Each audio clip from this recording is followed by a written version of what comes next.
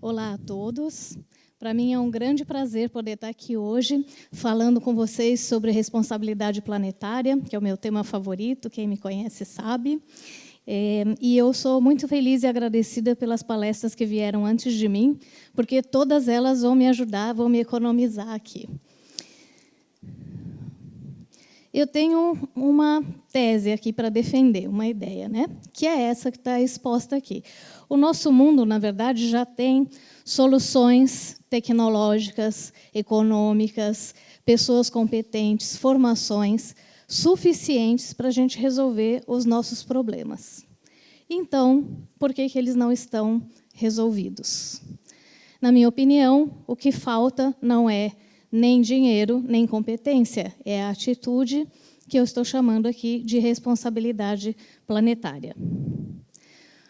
Eu tenho muita curiosidade, desde criança sempre tive, de entender como é que as pessoas aprendem, como é que as pessoas conseguem transformar uma informação, uma experiência, uma vivência em algo significativo para elas, a ponto delas terem atitudes diferentes, delas modificarem a sua conduta.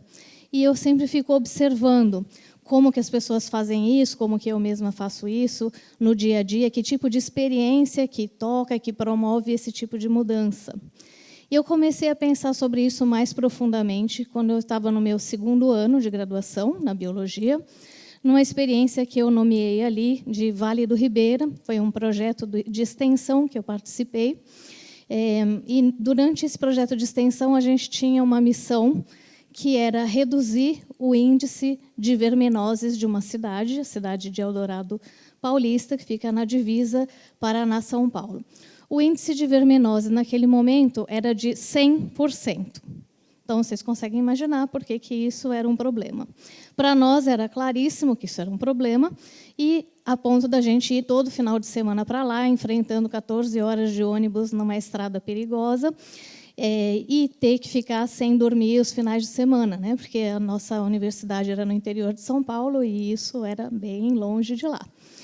Então, nós começamos a trabalhar e, como estudantes que éramos de diferentes cursos, diferentes áreas, criativos, fizemos tudo o que pensamos que poderia ser do interesse das pessoas para aquele conteúdo ser assimilado de uma forma simples.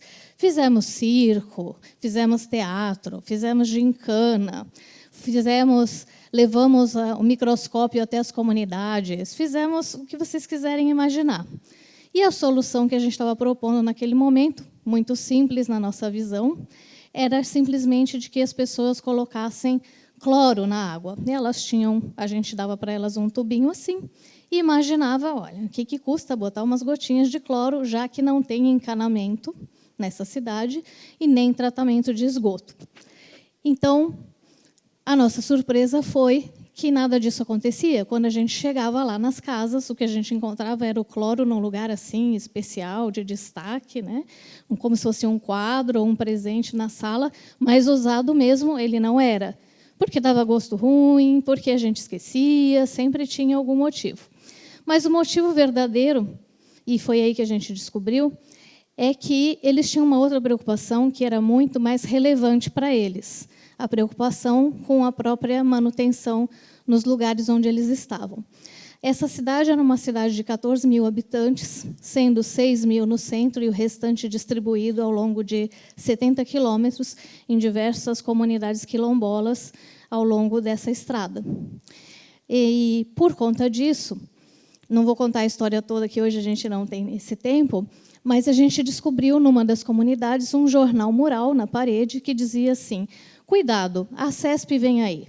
E a preocupação que eles tinham, na verdade, era com a inundação das terras deles, uma barragem que seria feita, na verdade, 7 barragens ao longo do rio, e eles seriam então retirados dessas terras. Muitos já estavam sendo retirados e ameaçados de não terem sequer indenização. O modo de vida deles já existia há mais de 400 anos, eram comunidades instaladas ali que viviam da terra e principalmente do rio. Então, vocês imaginam que tanto culturalmente como materialmente isso seria muito difícil de administrar. Eles já estavam organizados em relação a isso, tinham conexão com o movimento dos atingidos por barragens nacional, e era nisso que eles estavam focando.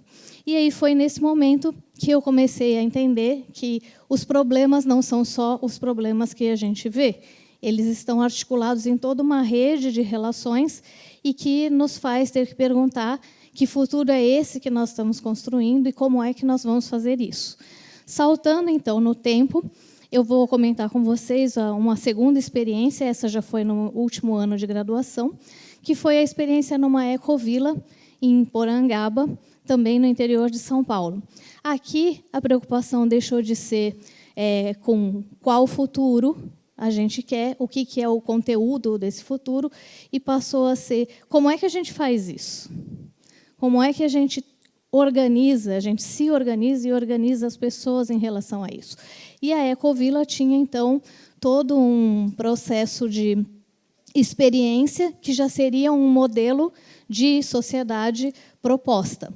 Então, foi isso que nós fomos experimentar, uma série de estímulos que possibilitaram entender como se trabalha com inteligências múltiplas, como se trabalha em rede, e foi aí que eu decidi que eu cursaria, assim que eu me formasse, uma pós-graduação no Rio de Janeiro, que foi a única que existia naquele momento com caráter interdisciplinar e que me possibilitava estar em interação com o universo do terceiro setor, com as ONGs.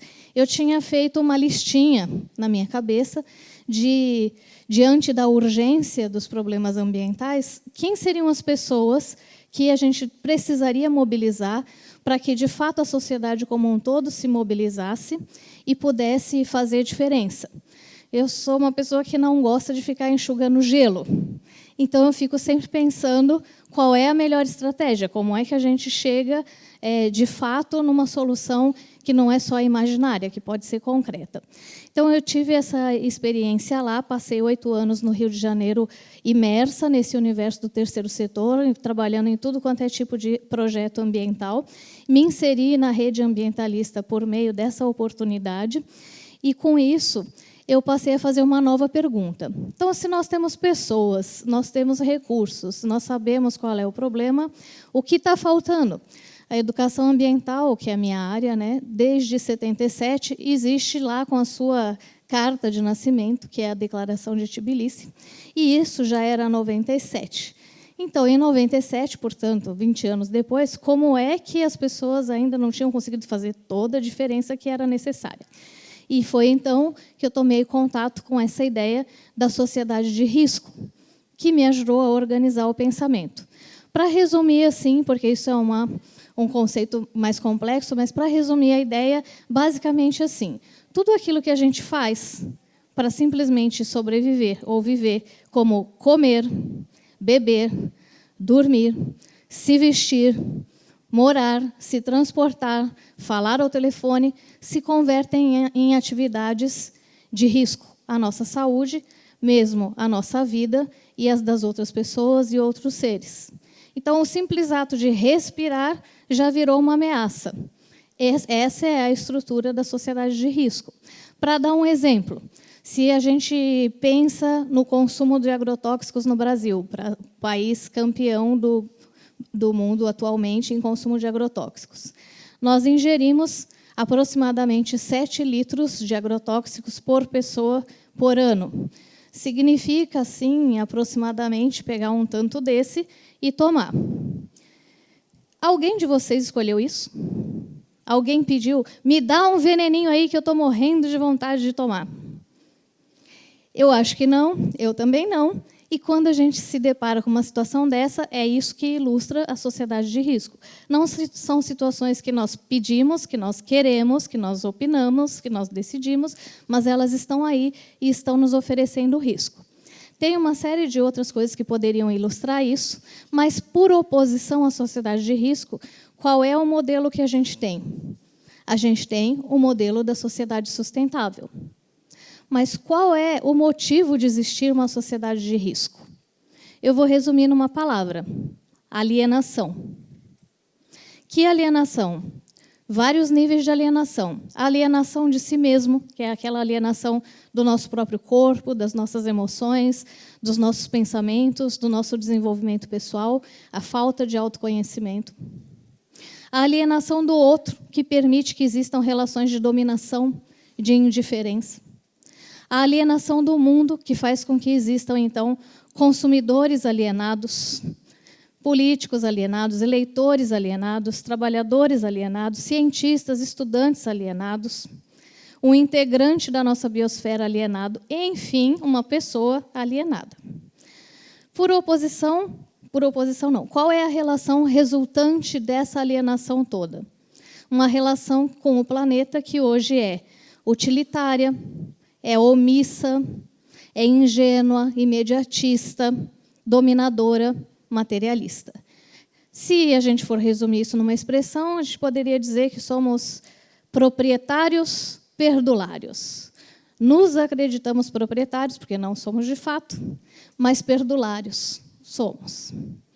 Uma relação responsável com o planeta seria o oposto disso, contextualizada, cuidadosa, planejada, integrada, multidimensional, autoconsciente. Nós seríamos todos colegas evolutivos de um mesmo planeta. Podemos, então, nos dirigir com as nossas ações cotidianas para reforçar essa sociedade de risco, tal como ela existe, voltada apenas para o lucro, socializando o prejuízo e privatizando o lucro, ou para uma sociedade sustentável, que o foco é a qualidade de vida para todos, todas as pessoas e todos os outros seres que não são pessoas. Todos. Então, quais são as sementes de futuro que nós estamos plantando hoje no presente? Nós estamos regando as da sociedade de risco ou nós estamos regando as da sociedade sustentável? Tem como mapear isso. E uma forma da gente mapear isso é ver o que significaria conviver bem com o nosso planeta, de fato, considerando todo esse nível de alienação que eu mencionei.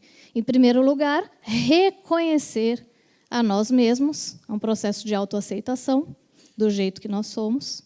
Reconhecer o outro, seja esse outro um humano ou não humano. Reconhecer o nosso lugar na dinâmica evolutiva do planeta. Enfim, partir do eu para o nós, para o mundo, de uma maneira contextualizada. O que eu, particularmente, estou fazendo nesse sentido? Porque isso é um processo, não é varinha mágica que você aperta assim e resolve o problema, né? Então, na vida pessoal, eu adotei um estilo de vida limpo, o mais limpo que eu consigo, pensando em diminuir rastros. Aí eu trouxe esses vários objetos para vocês darem uma olhada. As minhas escolhas são por coisas que geram menos resíduos, têm uma cadeia produtiva limpa, fomenta a economia local, e a gente pode contribuir para sustentar pequenas economias próximas de nós que diminuem o impacto ecológico e diminuem também os problemas sociais. Na vida social, tudo aquilo que nosso colega falou aqui antes de mim, né? Então, você poder participar em coletivos transformadores, e, nesse caso, a universidade nos favorece muito, porque a gente tem a oportunidade de atuar em projetos de extensão e de pesquisa, o próprio voluntariado e o fomento ao controle social, que pode se dar de diferentes maneiras. Mas a gente também pode falar de um outro nível, que seria o da vida espiritual. E, nesse caso, a gente pode pensar em termos de cuidar dos próprios pensamentos, sentimentos, relações, energias, para que isso tudo se torne mais saudável. Mas, falando de mim, eu diria que isso é até onde eu fui, né, construindo essas coisas. Mas nós, aqui na Tríplice Fronteira, e eu estou destacando o Foz, mas vale para a Tríplice Fronteira toda, já temos uma série de iniciativas que, se fosse juntar todas para apresentar para vocês, já daria um livro de 500 páginas. O problema é que elas não são divulgadas, são pouco conhecidas fora do seu círculo de atuação. Então, desde grupos de consumidores ecológicos, diversos projetos comunitários de iniciativa de moradores dos próprios bairros, redes de atuação, por exemplo, a mais recente é a de agroflorestas, que tem se formado aqui, empreendimentos verdes, cito aí o exemplo do Parque das Aves e da Pousada Agroecológica Guataporã, construção participativa de políticas públicas. Isso tudo faz a gente pensar em termos de equilíbrio entre o dar e o receber. O que nós recebemos do nosso planeta? Para começar, um corpo, o ecossistema que tem aqui, mais bactérias do que células, né? Nutrientes, os serviços ecológicos, o prazer, a beleza e tudo aquilo que sustenta esse planeta, os ciclos biogeoquímicos, a biodiversidade, etc., sustenta a nós também. Então, se nós aprendemos a cuidar desses elementos que sustentam a vida, estaremos cuidando de nós mesmos e caminhando em direção à sociedade sustentável. O que você pode fazer? Pensar sobre o que você devolve para o planeta, o que você doa para ele, como você agradece esse bem recebido. Por exemplo, nessa imagem aí do mundo, que vocês estão vendo bolinhas quase brancas, são as ilhas de lixo que a gente tem no mundo hoje. Não temos mais somente uma do tamanho do Alasca, como se divulgava há pouco tempo atrás. Não, temos todas essas aí. E aí a gente pode pensar, eu quero este mundo ou eu quero este outro mundo. Bom, aqui ainda é desmatamento e a questão das destruição do solo. Quero este ou quero este outro mundo, que é um mundo em que eu tenho uma produção agroecológica que abastece todo mundo, que é saudável, que respeita o solo, que respeita as florestas, que mantém as árvores. Eu quero uma cidade como essa, que parece um monte de favela, ou eu quero uma cidade como a Ecovila? Qual é o estilo que eu quero? Eu quero uma cidade que seja saudável ou uma cidade que seja alienante? Então, a gente pode se perguntar qual é a nossa responsabilidade. Qual a nossa responsabilidade tem a ver com isso? Qual é o ato de responder é responsabilidade. Então, a gente é capaz de sustentar as consequências das nossas escolhas? Isso é a capacidade de responder. Responsabilidade planetária, então, é o posicionamento ético da pessoa, isso exige reflexão, que é decorrente do seu nível de autoconscientização multidimensional, multiexistencial, em se empenhar na teoria e na prática para com a nossa saúde integral no planeta, se percebendo nesse processo, retribuindo e reparando aquilo que for necessário. Mas, para poder fazer isso, nós precisamos entender o que gera a saúde integral e quanto a gente está lúcido da nossa participação na dinâmica terrestre. Isso exige a gente se perguntar, então, onde nós estamos, qual é a dinâmica desse lugar, como a gente é afetado pela história desse lugar e quais são todos os outros seres e ambientes que participam dessa dinâmica conosco. Passando aqui rapidinho algumas imagens, tanto da diversidade cultural como biológica. Temos, então, um paradoxo para responder. A nossa responsabilidade planetária, ela é cosmovisão sobre tudo isso, ela é megafraternidade, mas ela é também um limite para aprender a conviver com toda essa diversidade. Então, eu encerro perguntando para vocês, num rápido checklist, como é que vocês convivem com o ecossistema do próprio corpo, das suas relações, da economia alienante, do nosso teatro social, da nossa relação com as demais espécies e com a biosfera, com a nossa iniciativa em renovar o mundo, com a dinâmica evolutiva. O que de prático nós estamos fazendo para entender quem é esse mundo, quem nós somos e como podemos usar essas informações para melhorar o mundo. Esse é o meu convite para vocês. Muito obrigada.